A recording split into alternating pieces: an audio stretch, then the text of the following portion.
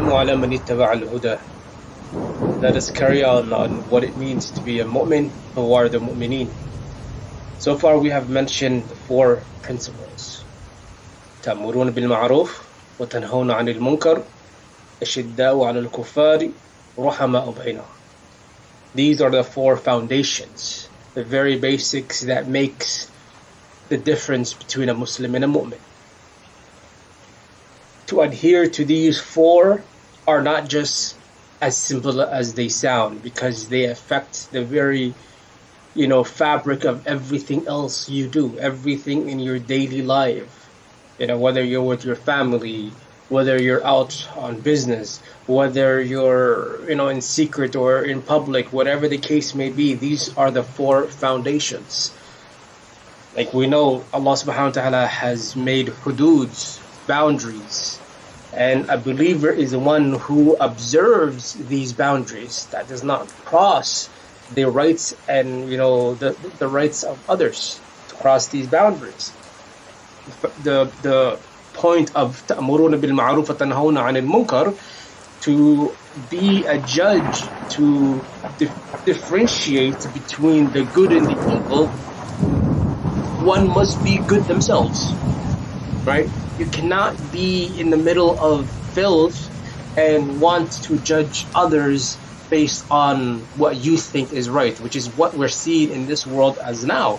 We see people who are completely immersed in filth, who are trying to judge the rest of the world based on their understanding of what they think should happen and whatnot. And that makes a huge, issue, and it corrupts the land. Because Allah subhanahu wa ta'ala has sent down His Furqan, His law, His rule, and He has taught how to understand them. Believers, they are taught. Allah is the one who teaches what you do not know. So if Allah subhanahu wa ta'ala has created this dunya, and He made Allah in order, fashioned in a way where everything works in harmony, there has to be people who stand guard of these rules, of these regulations, to protect the weak, right? And we know how important law and order is. There isn't a country who could proud themselves to be a civilized or a good place that does not have a sound law and regulations. Yes, the difference is the corruption in some and the perversion in others. For example, you can't use some rules only for some category of people and limit others based on their status of wealth or social status or connections or whatnot. It has to be universal rules. It has to have the hudud of saying this should not be done regardless of who or what or where. And this is what Islam focuses on. The whole point of saying ittaqullah, fear Allah, is so to remind the believer and say, hey, you fear Allah yourself, and when you see evil, you stand against it. It's to keep the purity of the sanctuary. And everywhere could be a sanctuary. It's not necessarily only certain places. As we know, Dar es-Salam, the house of Islam, is a place where it should be pure. I mean, every Muslim understands this. Your house should be pure, should be clean, should be tahir, right? Places not only where you pray, but the rest of it. You don't want to walk around with your shoes and filth all over. You want it to retain the cleanliness, but a step higher, the tahara, which is purity. In fact, which is what is very surprising, or very interesting, I should say, is this definition of cleanliness and purity only exists in Islam, right? To have both, not just only one of cleansings, but purity. It's a higher grade cleansings, and that same formula is used in your daily life, even in law, even in the rules, and that's why ta'murun bil ma'ruf is that important. You want to hold to that standard of cleansing, purity, of goodness, public in seclusion, many people with less people, wherever you may be. Which is why the believers, Allah says in that ayah, كنتم خير أمة أخرجت للناس تأمرون بالمعروف وتنهون عن المنكر. You are the best of mankind because of forbidding the evil and enjoying the good. You look into history and you find all of the previous nations. By the way, there was 69 nations before us. We are the 70th nation. So the 69 nations before, the majority of them did not hold this standard, and hence why they were destroyed. They did not last as long. They were not, fulfill the conditions. So one should not take this qurun bil ma'ruf wa tanhawna 'anil munkar lightly, and that's what's missing of the world today. Find people who are shy or afraid or don't know of this, or maybe they misunderstand how ta'murun bil ma'ruf wa tanhawna 'anil munkar works. You hear terminologies like haram police and others who are against that. In actuality, this is uncalled for. This is unheard of. It's something that should not exist in Islamic world, because wherever you see evil, you stop it. Now, there's standards of how that should be. It's supposed to incorporate the foundation of what it means to be a human, to have the kindness of being a human. Can't judge everyone accordingly to one. That's kind of like the saying that says you can't brush everyone with the same brush. Some people, have certain history, certain reasons, certain limitations, whether that be intellectually or whatever the case may be. There's something that drives reasons. Now, again, Islam is one that deals with these for everyone, right? It's not one glove fits all.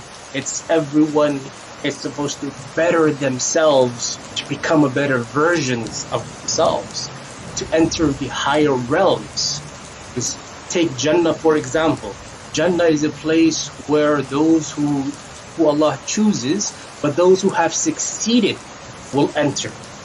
And even though they have different stories and different backgrounds and different tests and trials, they all have perfected what Allah wanted for them.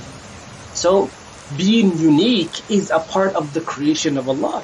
Created different types of people, different languages, different backgrounds, different everything. But even from that, there is the best in everything. Because everything that's there of the variety, there is the best version of it. And ta'murun bil ma'ruf brings this out. Nahawna 'anil munkar, it protects it. Keep away from the filth and that which would contaminate it. Now, to reinforce this with mercy and the kindness, you have ruhama'u baynahum, being gentle and loving and caring and protective comes with that. Also, we find in the Quran, Allah subhanahu wa ta'ala, He says of the believers, إِنَّمَا الْمُؤْمِنُونَ إِخْوَةً, that you are like siblings, family. And also in the Quran, in Surah Al-Anfal, Allah subhanahu wa ta'ala, He also says that the believers are closer to one another, a connection that supersedes blood relations. So to Bara, Allah says, if your father and your brother, your blood, lineage, your blood connection, if they prefer disbelief over belief, then they are not your family. Now, what is Allah subhanahu wa ta'ala telling us? The connections are not based on blood, they're based on purity and goodness and obedience to Allah ta'ala. Now, if your blood relations follow Allah, obedience to Allah, then they are closer to you in connection. If they deny that and they refuse it, then those who are ta'ala become closer to you than your blood connection. This principle itself is a very difficult principle to practice, simply because of people saying, the notions of saying blood comes first, blood is better than water. So these notions of saying family comes first and all that. Islam elevated from that, because it does not focus on blood, because we have to understand sometimes your blood relatives, those closest to you, may do evil things and they may harm others. You cannot prefer them or be lenient to them simply because of blood relation. You have to be able to protect that which is pure, regardless of who attempts to soil it. That's why these 4 principles exactly stand for that. Because as believer, you're you are above the realm of the world, right? The realm of connections. You're above that, of the connection of the world. So, for example, even if you look into the animal kingdom, even though there are some animals who have the relative notion where they protect one another or their herd and they roam together, yet in certain circumstances you find the same types of animals would not go based on those practices amongst them. Sometimes you find, an animal will harm another animal for no apparent reason, right? Or sometimes through opposition reasons. Which is why, even if you can recall, Allah subhanahu wa ta'ala, He says on Yawm al-Qiyamah that everybody will be held accountable, even the animals. The animals will be brought to judge and they will be given justice amongst them. So the animal that was harmed for no apparent reason by another, for oppression reason, Allah will judge them according to that. Because the principle of protecting the sanctuary of the other that Allah has created is a foundation of law that exists throughout the multiverse, throughout the whole of existence that Allah has created. You cannot take this lightly. We find in the world again that people are easily lashing at others or doing things they should not do. And this, you see, this is the principle. This is what shaitan does. This is what Iblis focuses on, is to harm the weak, to harm the innocent, to harm those who cannot defend themselves, to go into a way in which harming is the foundation of Iblis. Now Islam does the opposite of that. It's supposed to be a place where islah, goodness, purity, tahara, all of these is emphasized and enforced. So these four principles are the foundation of a believer. You fulfill that in your clothes, in your body, in inside and the outside, both, right? You fight against this struggle. Yes, it's very commonly understood that the greatest struggle is the one that you fight against the evil within yourself, right? Because Ibn Adam are capable of fulfilling the best things and the worst things. Now, what causes this struggle is Iblis, right? The shayateens and the evil of mankind. Because mankind is capable of evil. No one's born with it. People do it for various reasons. Now, when people simply don't acknowledge or deny the existence of Allah, then they're prone to find themselves in positions where they see themselves fine, or whoever they fear, right? When it becomes a survival of the fittest, right? All of these things cause this corruption, and it becomes a domino effect that just keeps going. Islam was exactly sent to mediate from this, to protect the people, to that is good, and to get rid of everything that is evil, regardless of where they may be. Right? That's the whole point of these four foundations. Now, when this becomes easy, get the hang of it, then you find the higher elevations of one perfecting themselves. Right? How do you attain the higher levels of Iman? Right? Again, we said Iman is, actually we did not give the definition of what Iman was, or what, not necessarily the definition, but what Iman is. Iman is an energy. By the way, let's actually get into the topic of energy for a bit. Allah created energy. Well, Allah is Nur, right? Allah is Nur. Allah Nuru Samad. Allah Himself is Nur. So everything that Allah created, its foundation is energy. Yes, from everything that Allah has created, He also created water. But the foundation, what gives life to water, is this purity of energy that comes. That gives life to everything. So Allah has created our bodies as Ibn Adams. He created our bodies to function with energy.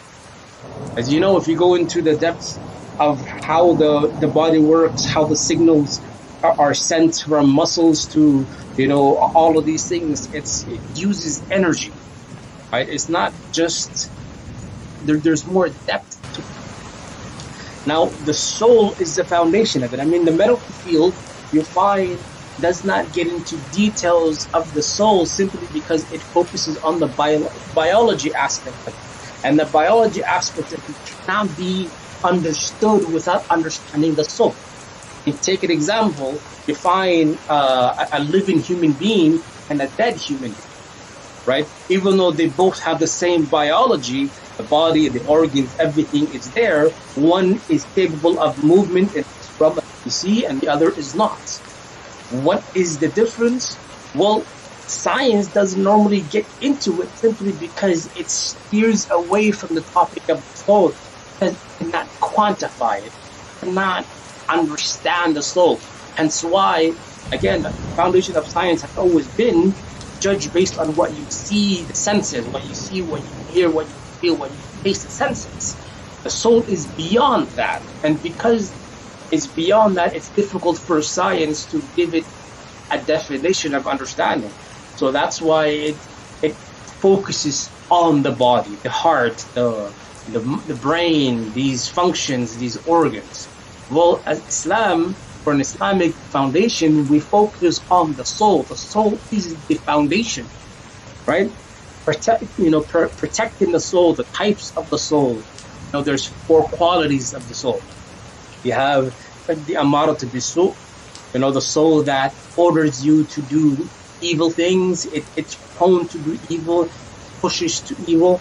It's not that the soul is created in this case, is that this particular soul has been around so much filth and evil that it becomes its nature, right? It becomes its nature. Say, for example, you have every human being is born clean and pure. Every baby is born clean and pure. But I'm not talking about the cleanliness of when the baby is born, but you get what I mean, the purity. Children are, pure and clean. Now, what causes a human being to oppress and to do evil things? Well, it's the environment. It's all a series of events that happen to this individual that cause them to do certain things, right? And when, for example, this is actually manipulated further, say, for example, you have evil people who raise children to do evil things, right? You find that they will do evil to this human being to break them, to put them in conditions where they will be in this survival, it is notion. And so why they will excel in that category. Now, the soul that has been subjected to this will excel into that, and it will give further ideas in order, move the body into this. That's why you would find that certain people who are always in the middle of evil, they cannot find themselves to do good because they're so used to the evil, they just think of that. It just becomes a second nature to them, right? The amarat bisu, their soul does it. It's easier for them. It's not that it's a part of their creation. That's what they have become, right? And then you have the other soul that does good, the opposite of it, right?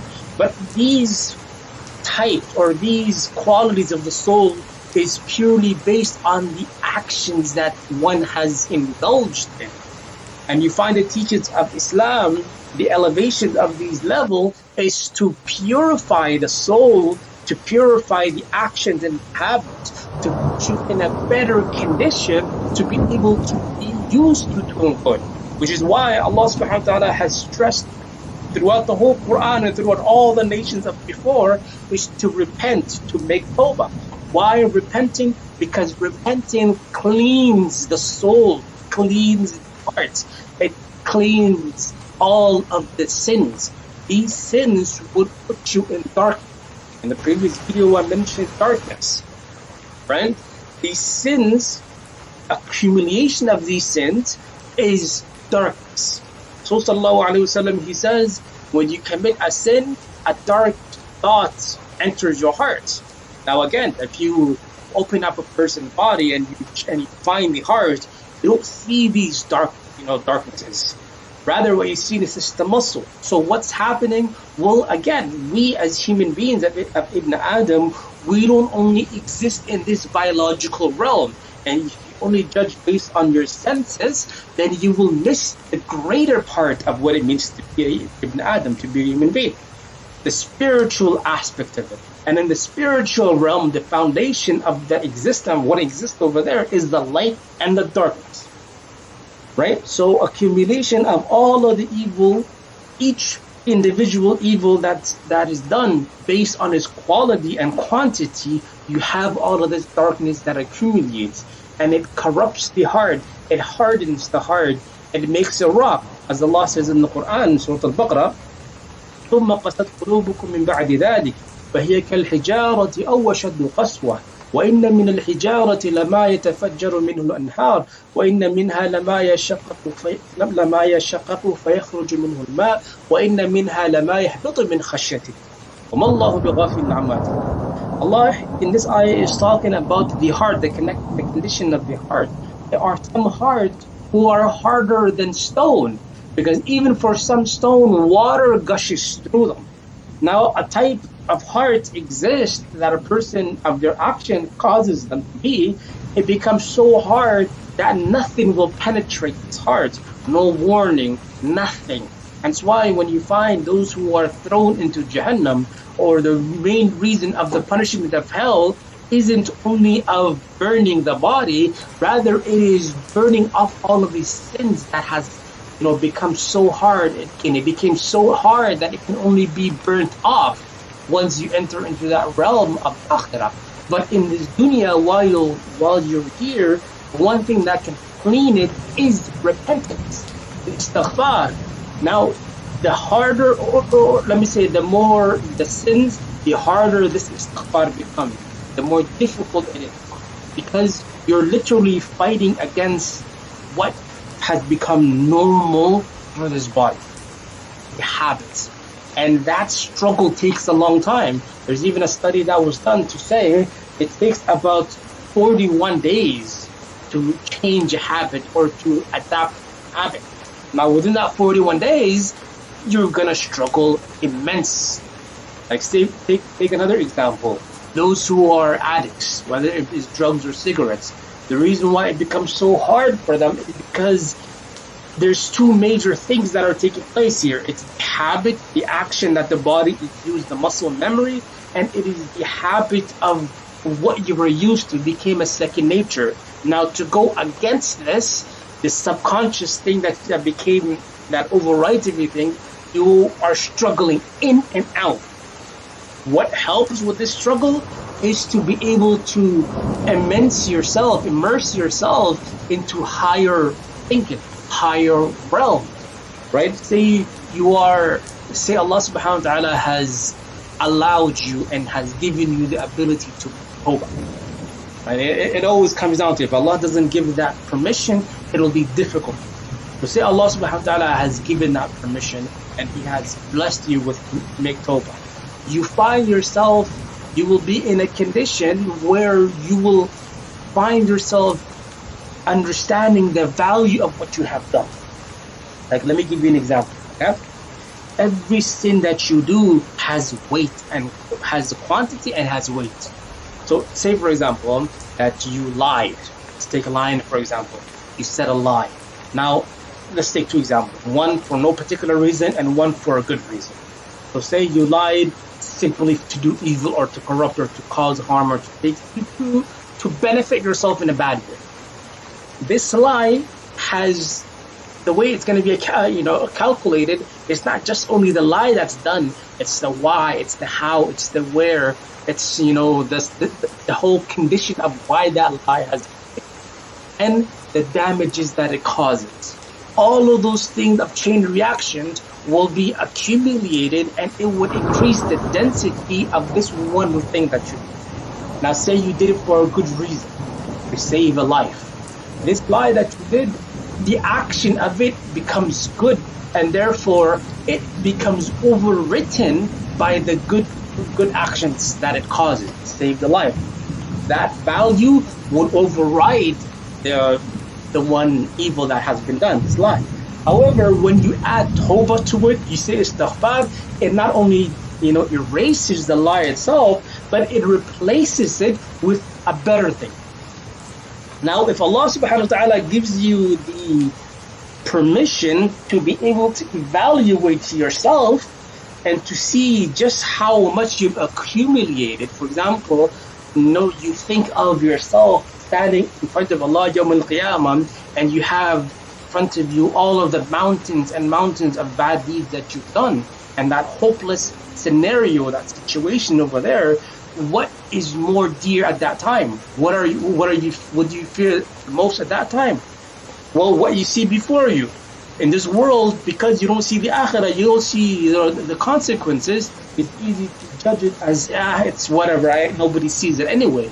But when you find on Yawm al-Qiyamah, everything has been held accountable and recorded, then you will find yourself in a hopeless situation, and you will know you had no power.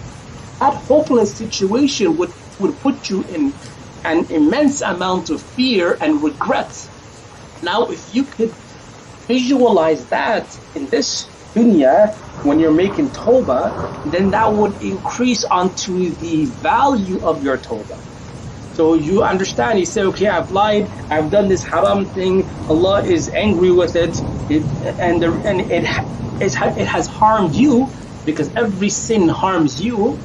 The dua says, Allahumma inni dhalamtu nafsi dhulman kathira, I have oppressed myself, great oppression, because every evil that you do, it harms you, not Allah, it harms you. And that harming, once you see it, then it would put you in a situation where you feel that. You feel the weight of it. And that would make your words of a higher substance, of a higher value. When you say, oh Allah, forgive me, with tears in your eyes, and you truly mean it because of what you understand in this point in time, then that would put you in a situation where that tawbah becomes of a higher quality, right? And Allah subhanahu wa ta'ala would clean you from that sin. Burden, lighten that burden with nur. So the nur descends from the sama, and it would penetrate the body, the heart, and it would begin to clean it, right? To destroy that filth. And that light feeling that comes from it, it has this joyous feeling in which your burden has been lifted and you find a relief. But then at that time, if Allah gives you the permission to be grateful, so not only did you make the tawbah, then Allah has forgiven, but also right away you have the gratitude of thanking Allah for this. It would increase onto that value even more, and the more the blessings that you would receive. Right? And this would further clean the heart, but also it would maintain a certain cleanliness. Now, this is why you find when a person is immersed in their dua and they cannot help themselves from crying, it just flows without themselves knowing. It's because what's happening is an internal effect. The soul is being moved, and it's going back to its nature, because where it came from is Allah. It became a place from purity, and it longed for it. So moving back to that cleanliness will put you to tears. And the more you understand it, the higher that becomes, and the more emotion that would be experienced. All of this adds on to that tawbah. So the Iman is a denser form of that nur that enters the heart. And when tawbah is made, it cleans it. It maintains it. Through the actions that are perfected, that nur then resonates, and it purifies the rest of the body, the soul, and nur will then emanate. And those who have the capabilities to see that light will be able to see that glow. Right? You'll be able to see that purity that comes. And that cannot be, hidden, nor can it be deceived. Right? Hence why it is actually even said, when a person is involved in doing bad things, they're surrounded with this darkness, as if there is darkness that's cast on their face. And a person who's in this purity, you find there's this light that's casted on their face, in which you can find this warmth. Now, this energy can also be felt by people. That's why some people, when you're around them, you feel that calmness, that holy presence, is because these people are pleasing to Allah. And they are in that company of goodness. Now, also, there's other stuff that takes place. For example, the angels that roam the earth, that roam this realm, what do they search for? They search for people involved in the good, and they will accompany these people. And the angels are also light. So the more the angels accompany that individual, that vicinity that this individual is around, the more the holiness of the purity and the divine is felt. Right, it becomes of a higher quality. This is what you find the Sahaba radiallahu anhuma were experiencing with Rasul sallallahu alaihi wasallam. That, you know, the hadith says that the Sahaba, whenever they're with Rasul sallallahu alaihi wasallam, it's like the best thing ever. Nothing is better than it. And the moment he leaves or they leave, all of a sudden they feel this, they've separated for something that's so amazing, right? This attraction, this feeling of attraction is a divine thing that's connected to the soul, right? There are people who fulfill the condition that Allah is pleased with. They would also experience this, and others will experience it, right? This is also what is said, that when a person becomes an awliya, the friend of Allah or the ally, right? There's 4 types of it. Now, some can be felt by people and some can't be felt by people. Right? Because there's 4 types of it. All of these are elevating the experience of a Muslim, and it then pushes them up to the higher realm. Right? You have the mu'min, and above the mu'min you have the ihsan. It keeps going and higher. Just like Jannah has darajats, this also has darajats. Right? And standing for these 4 principles gets you to this. Forbid the evil, enjoin the good, fight against the evil, and be humble, loving, and caring to the believers.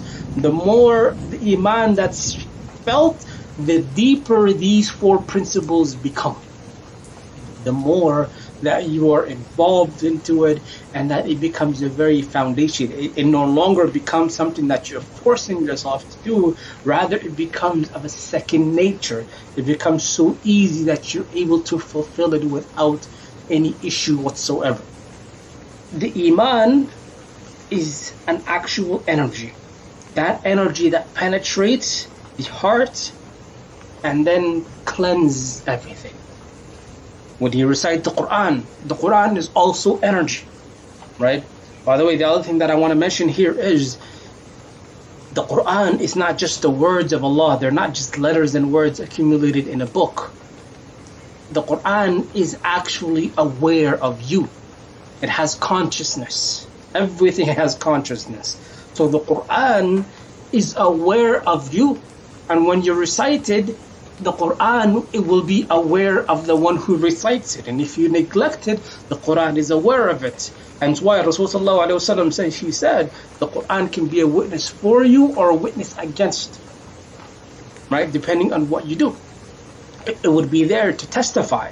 Each ayah has its own conscience. Each surah has its own consciousness. In fact, it's even amazing that on Yawm al-Qiyamah, every surah will be brought and it would have a form, like a physical being form in which you can differentiate every surah from the other surah. And Rasulullah he says that Surah Al-Baqarah and Surah Al-Imran are the leaders.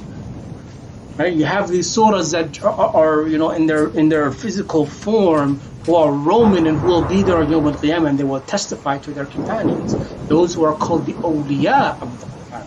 Now when you recite the Quran, the energy that sparks from it, the energy that's in the heart and the Quran, they meet, and this nur plus this nur collide, and it adds on to the nur, nurun ala nur, which is why the ayah of Surah An-Nur, Allahu nuru samawati wal ard, it is pointing to this fact that the nur within and the nur of the Quran, they collide, and it increases nur on nur, light upon light, and that light could actually have world-changing effects. The Quran is not just words, it's something that's far superior to it. It's the very foundation of everything. the words of the Most High, which is very divine words. So these words can actually have a physical changes to this realm that we're in. Yes, it needs to meet the requirement, and the requirement foundation is to have the Iman. Without the Iman, it cannot be experienced. So when you recite the Quran and you find yourself immersed into it, and you're going deeper and you're enjoying it, you're merely penetrating the surface of it. The more you enjoy, the more it becomes a second nature. It opens up to the extent it can actually even affect you. You'll be there reciting many surahs, and you find that it didn't take you so long. Not only that, you will not even worry about time, because your atmosphere of time and space itself could be affected by the Quran. Right? You're not in a rush, you're in harmony with the Quran, and therefore it would elevate. And being a mu'min, the foundation of it is the Quran. Right? Because the Quran would constantly recharge the Iman, put you in a better condition. The Iman is essential, and gaining it, you need the practice of the ibadah in a way that's permissible and pleasing to Allah. And once that's done, the nur is then given, and that nur needs to be maintained. Now, can you lose the Iman? Yes, you can lose the Iman. If you commit sins and dhunubs that are so heinous, you would lose Iman, because the Iman is a nur, it's pure. It can only stay in a place that's pure. If you're around filth, then it becomes, it starts to, affect the body, and therefore the Iman will not stay there. Right? In fact, something that actually happened with the Sahirin, the magicians, is that before they are taught magic by the shayateens, that they are told to do heinous things, do evil things to the Quran, whether that burn it or soil it with filth. They will be ordered to do a certain level of evil that they cannot come back from it so easily, and that would forbid Iman from coming to them. And if they did have any part of it, it would leave them. Right? That's the extreme. But say you're involved in shirk. Being involved in shirk would also take your Iman away. Being involved in riba, being involved in the clear kaba'irs, the big sins, it would take your Iman away. And to regain it would be twice as hard, because you need to make tawbah. And making tawbah becomes difficult depending on the level of sin that you've accumulated. Does that mean that you will need to give up on it? No. Your safety depends on that. You need to make tawbah. You need to make tawbah. The more tawbah you make, even for example, if you were to sit down for 1 hour a day, only say astaghfirullah, and you are not just saying the words to pass time, but you're immersing yourself of what you're trying to mean. You're really truly are being sincere, and you're trying to mean it with every fiber of your being. And in order to do that, you need to recall the sins that you have done, and need to be sorry for them, and sincerely apologize, and actually try to fix those things, fulfill the 4 stages of tawbah. When you do that, and Allah accepts it, then it begins to unravel and clean yourself. So